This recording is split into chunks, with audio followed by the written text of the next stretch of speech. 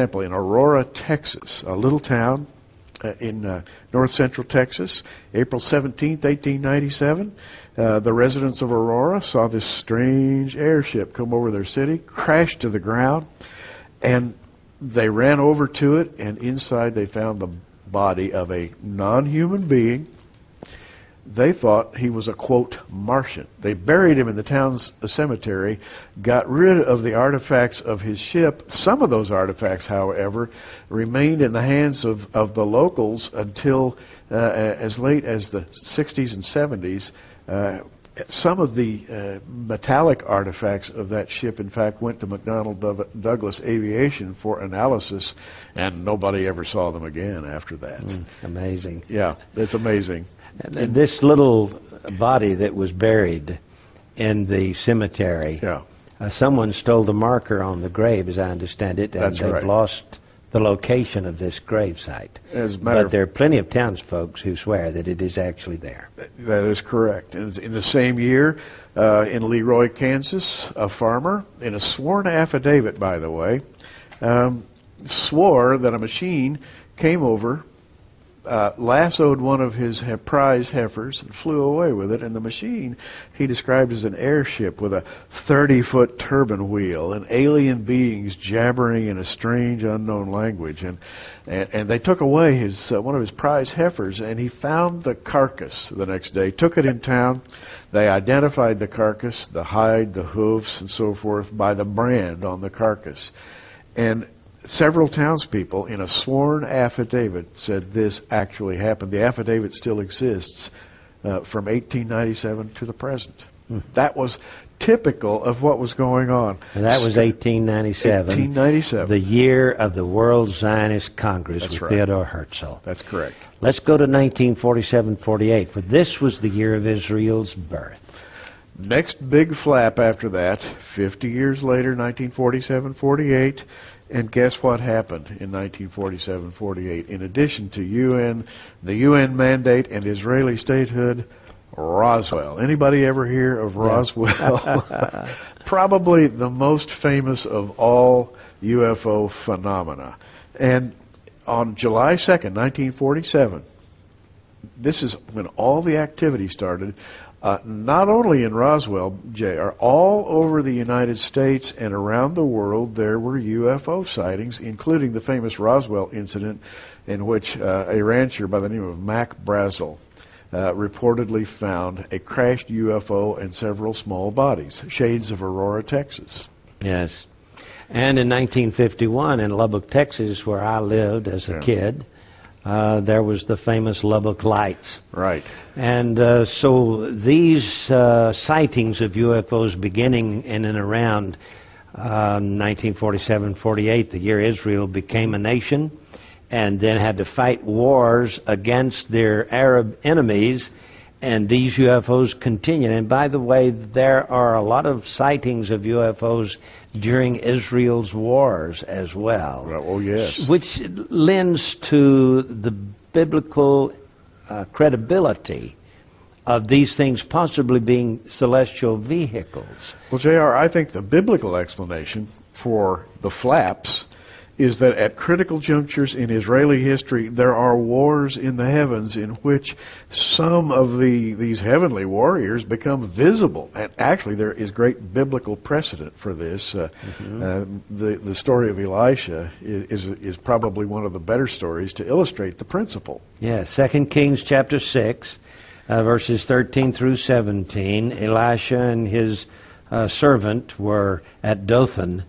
And the servant rose early and saw that the city was compassed with an enemy army. And he asked his master, "What shall we do?" And Elisha said, "Don't worry about it. Fear not. They that be with us are more than they that be with them." And Elisha prayed and said, "Lord, I pray thee, open his eyes, that he may see." And the Lord opened the eyes of the young man, and he saw. And behold, the mountain was full of horses and chariots of fire round about Elisha. So here are the chariots of fire. Here are these unseen celestial vehicles with angels ready to come to their defense. This sort of thing, by the way, has been seen during Israel's wars since 1948. Some Absolutely. incredible stories have come out. And by the way, we have a series of 6 videos, 13 episodes actually, plus a full-length movie documentary on these miracles of Israel's wars. It's called Against All Odds, Israel Survives. It's in our August magazine, available for you. So be sure and get the magazine, and you may want to order these videos to see about, to read about, or to watch the interviews with the people that claim miracles took place that helped Israel win their wars.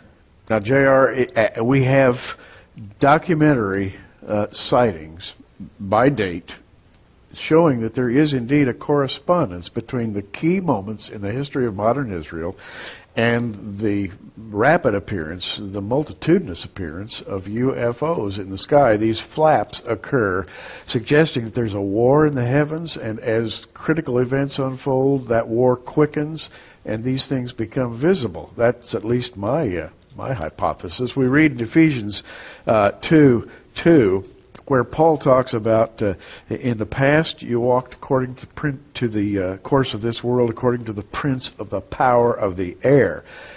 Paul acknowledges here that the prince of the power of the air, namely Satan, has control over the atmospheric heavens, suggesting that his marauders, his prowlers, his dark archons and fallen angels may have the ability to stalk and to stake out areas of power. And perhaps the angels of God find themselves fighting against those powers from time to time. Mm. The fact that they show up around Israel's wars is most interesting. It is. One day, J. Allen Hynek, the famous ufologist, came to Texas Tech campus in Lubbock to give a symposium on UFOs. And after his lecture, I went up to him and met him, and I said, Dr. Hynek, have you noticed that these UFO flaps usually appear in and around Israel's wars? Mm-hmm. And he indicated that he had not realized this, but thanked me for bringing it to his attention. I don't remember if this was in the late 60s or early 70s, but I at least noted that to him, that these flaps always seem to show up when Israel needs them the most. As a matter of fact, this brings us now to the next sighting, or flap. And as we come out of the 1947-48 flap, the United States reacts to this by forming a national response. And under President Eisenhower, a group was formed. A lot of people recognize this group as the famous MJ-12 group. But there was a project named, and it was a top secret project, named Project Jehovah, founded at this time. What a name. Interesting that it would be named after the God of the Jews. Indeed. Of the Old Testament, Yahweh, or Jehovah as the King James puts it.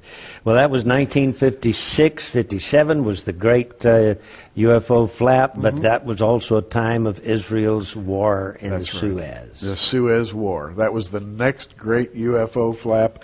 And during this time, a particular new type of UFO was seen. It was the famous cigar-shaped UFO that would buzz airliners in flight. Some of the old super constellations, the DC-7s at the time, would land, and all the passengers and the pilot would be frightened to death. We had a near miss with a UFO, a spaceship.